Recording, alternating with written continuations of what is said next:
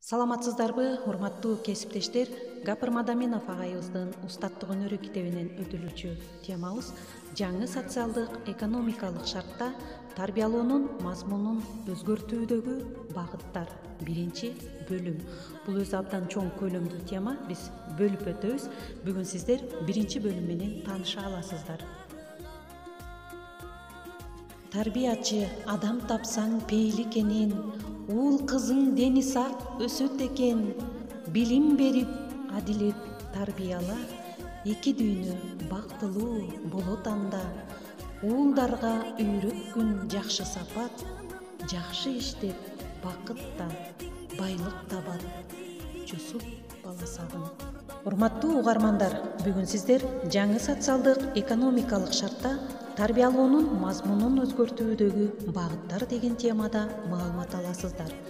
Анда эмесе темага көңүл буруңуздар. Биз азыр коом бир абалдан экинчи бир абалга алмашып жаткан өтмө мезгилде жашап жатабыз. Өтмө мезгилдин кыйынчылыктары баарынан мурда окуучулар менен үй бүлөгө, мектепке зор таасирин тийгизүүдө. Жана атайын сөз козгоп, коомчулуктун пикирин угуп, таасир этүүнү талап кылууда.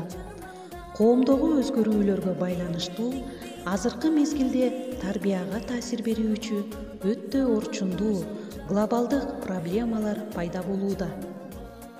Мисалы, гумандуулуктан алыстоо, адеп ахлактын төмөндөшү, ошондой эле зордук зомбулуктун күч алышы, ташбоордук, кайрымсыздык, рухий жардылык, ыйман экологиясы жана кылмыштуулук.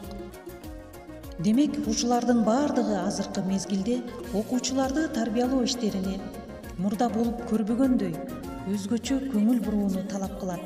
Анткени окуучуларга илим билимдердин негиздери берилет дагы, ал эми эң улуу адамдык сапат, адам болуу билими берилбей калган.